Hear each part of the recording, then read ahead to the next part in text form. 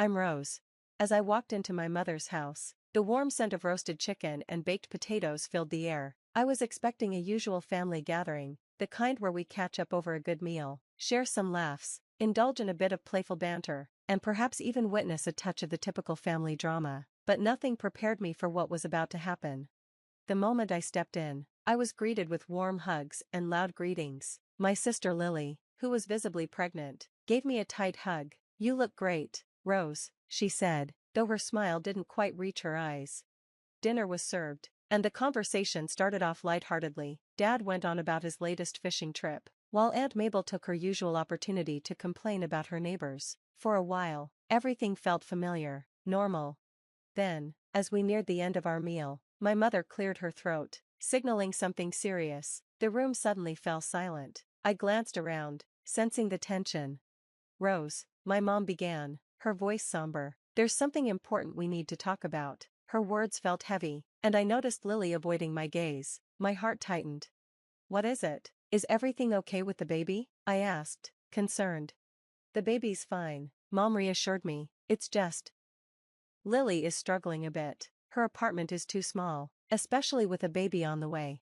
I waited for her to continue, a growing sense of unease washing over me. "We think it would be best if Lily moved into your house," Mom finally said. Her tone was matter of fact, but her words felt like a bombshell. I blinked, trying to process. "My house?" I managed to stammer. "You want me to give up my home?" "It's only temporary, dear," Mom quickly added, trying to ease the tension. "Just until Lily gets back on her feet. You have the space, and it's such a safe neighborhood for a child." I looked around the table, feeling a swirl of emotions. No one would meet my gaze, except Aunt Mabel, who nodded vigorously as though it was the most reasonable thing in the world. "But I've worked so hard for that house, it's my home," I said, my voice shaking slightly. "I know, honey," Mom said softly, "but family comes first, and Lily really needs this." Lily finally spoke, her voice barely above a whisper. "Rose, I wouldn't ask if I had any other choice." I felt a flood of emotions: anger, disbelief, guilt. How could they ask this of me, to give up the home I had built for myself? "Can we talk about this later?" I said, struggling to keep my composure. "I need time to process."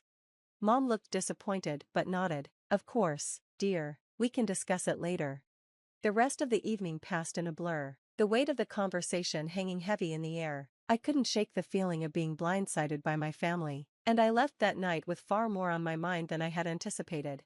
I couldn't focus on the conversation. My mind was spinning from the shock of the request. It wasn't just the fact that they wanted me to give up my home, it was how they did it, in front of everyone, putting me on the spot, as if they expected me to agree without hesitation or questions. As I drove home that night, I couldn't shake the overwhelming feeling of betrayal. The very people who were supposed to support and understand me, my family, were now asking me to sacrifice something deeply personal. My house wasn't just a place, it was my sanctuary, my achievement, the result of my hard work.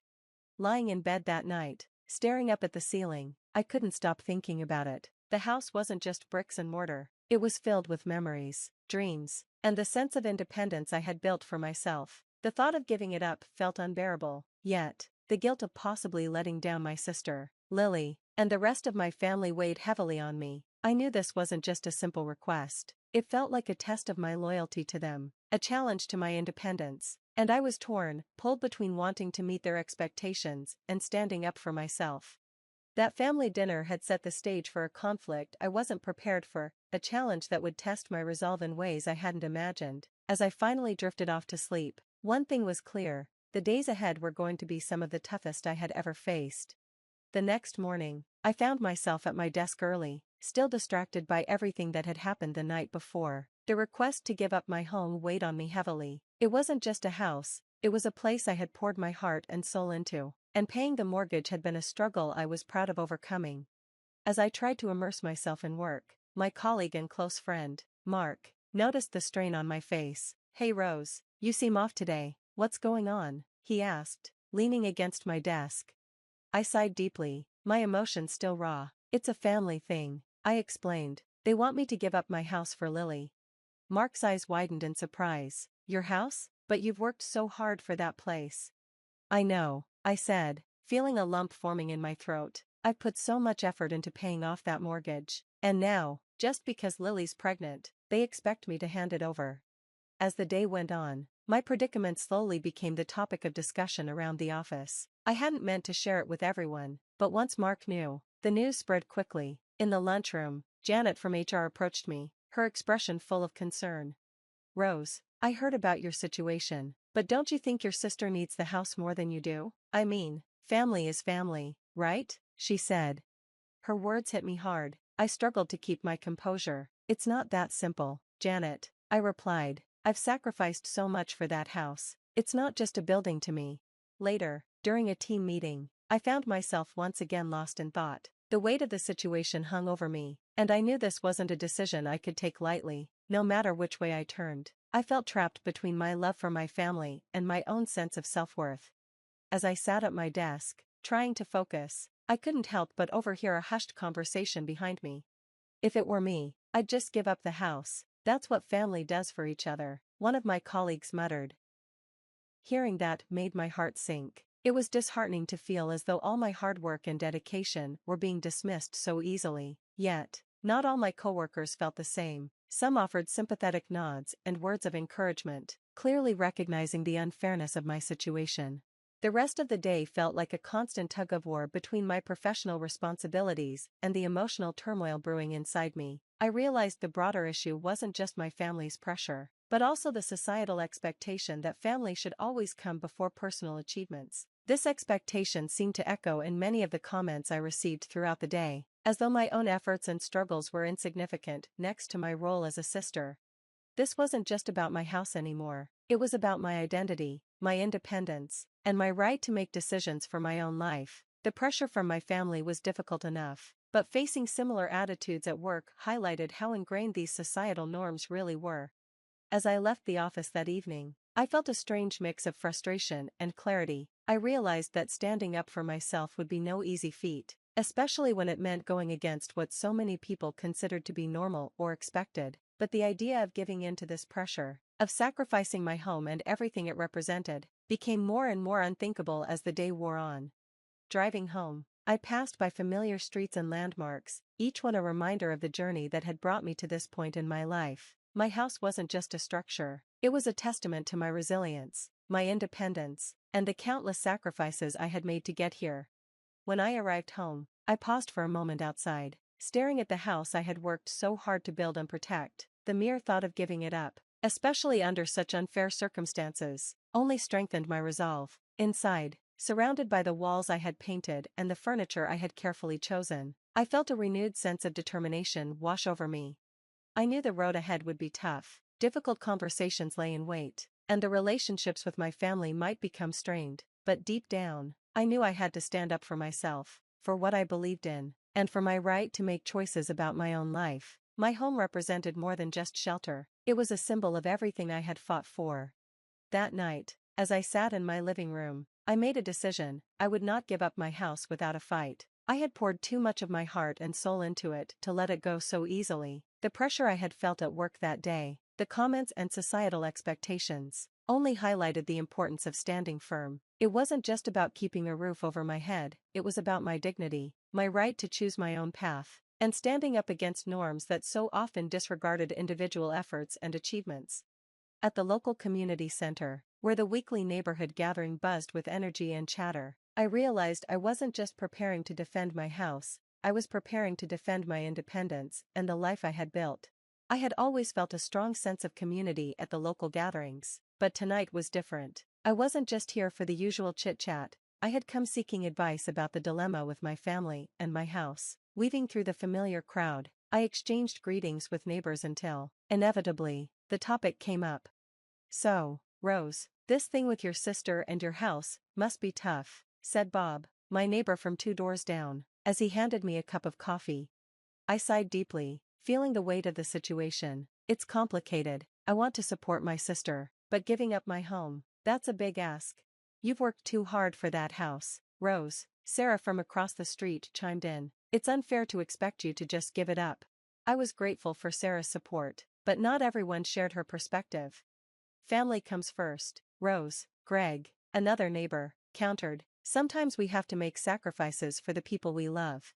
The discussion around me grew as others joined in, their voices rising in agreement or dissent. Some sided with Sarah, while others echoed Greg's view. The debate mirrored the broader societal expectations about family duty versus personal rights. Amidst the buzz, Mrs. Jenkins, an elderly neighbor known for her wisdom and kindness, gestured for me to join her in a quieter corner. Her eyes were filled with empathy as she began to speak. "Rose, I heard about your situation," she said softly. "Many years ago, I faced something similar. My family pressured me to make a sacrifice for my brother. At the time, I thought I was doing the right thing." She paused, a look of regret flickering across her face. "But giving in to that pressure is a decision I've regretted ever since. I didn't just lose something valuable, I lost a part of myself, my independence. It took me years to understand the full impact of that choice." Her words hit me hard. I could see the sincerity in her eyes, and I hung on to every word. "Your home," she continued, "is more than just a house, it's a symbol of your hard work and resilience. If you give it up because of family pressure, you might end up feeling like I did, regretful and diminished." I felt a knot in my chest as her words sank in. "I'm scared of making the wrong choice," I confessed quietly. Mrs. Jenkins squeezed my hand, her grip firm but comforting. "It's normal to feel scared, but standing up for yourself isn't just about keeping the house, it's about honoring your efforts and your decisions. You have every right to choose what's best for you, not just what others expect." A wave of emotion washed over me as her advice settled in. "Thank you, Mrs. Jenkins," I said, my voice thick with gratitude. "Your perspective means more than you know." Leaving the community center that evening, I felt a renewed sense of clarity and resolve. The conversation with Mrs. Jenkins, in particular, had given me the courage I needed. Her story was a powerful reminder of the importance of making choices that reflect my true self, rather than simply bending to family pressure. That night, as I lay in bed, thoughts of the upcoming confrontation with my family circled in my mind. It was going to be one of the hardest conversations of my life, but now, more than ever, I felt ready. I was determined to stand my ground. My home represented more than just a place to live, it was a symbol of my journey, my struggles, and everything I had achieved. I couldn't let it go without a fight. With a blend of nerves and determination, I invited my family over, knowing this would be a defining moment. The living room felt charged with tension as my family arrived. Mrs. Thompson, Lily, Dad, and a few aunts and uncles. Their faces displayed a range of emotions, from curiosity to concern. Once everyone settled in, I took a deep breath. "I've asked you all here to talk about the house situation," I began, my voice steady despite the rapid beating of my heart. "I understand why you think it's best for Lily to move in here, but I've made my decision." Mrs. Thompson quickly interrupted. "Rose, we're family. You should want to help Lily." "I do want to help Lily," I acknowledged, nodding at her, "but giving up my home isn't the answer. I've worked hard for this house, struggled to pay off every cent of the mortgage. It's not just a building, it's a symbol of my independence." A heavy silence followed as my words settled in the air. I continued, turning to Lily. "You're always welcome to come over if you're in a bind, but I can't give up my home. It's not fair to ask that of me." Lily looked down, her face a mix of disappointment and understanding. Mrs. Thompson, however, was less accepting. "Rose, you're being selfish. Family should come before everything else," she said, her tone sharp. Just then, Uncle Jim spoke up, his voice calm and steady. "I think Rose has a point. We can't expect her to give up everything she's worked for. There has to be another way." Aunt Mabel, siding with Mrs. Thompson, added, "But Lily needs a proper home for the baby. Rose has the space." The room erupted into a whirlwind of opinions. Some family members argued in favor of family duty, while others defended my right to my home and my choices. As the discussion heated up, Dad remained silent. Then, finally, he spoke, cutting through the noise. "Enough, this is Rose's decision, we should respect it." His words brought a slight sense of calm to the room, but the division was clear. Some nodded in agreement, while others, Mrs. Thompson and Aunt Mabel included, looked disappointed, even angry.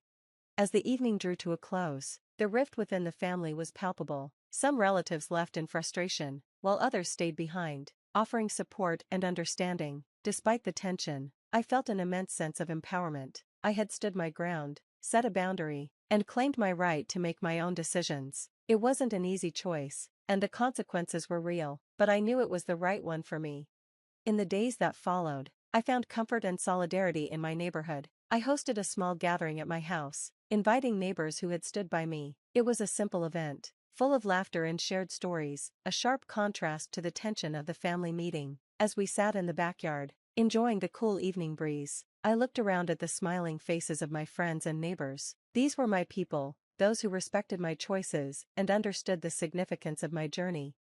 The path had been challenging, filled with doubt and difficult conversations, but it had led me to a place of strength and self-assurance. I had learned the value of standing up for myself, of maintaining my independence, and of choosing my own path. As the evening came to a close, I stood in my home, a place that was truly mine, and smiled. Though the future might hold uncertainty and strained relationships, I was ready to face it all on my own terms, in the sanctuary I had fought so hard to keep. Rose's journey has reached its conclusion, but now I have a question for you. If you were in Rose's shoes, would you have made the same decision to keep your house, or would you have sacrificed your home for your sibling? This situation raises profound themes about family duty versus personal rights. What would you prioritize, and why? We'd love to hear your thoughts, so please share them in the comments below. And if you've enjoyed this story and the important discussion it brings, don't forget to like this video and subscribe to the channel for more engaging content. Your support helps us continue to bring you stories and conversations that matter.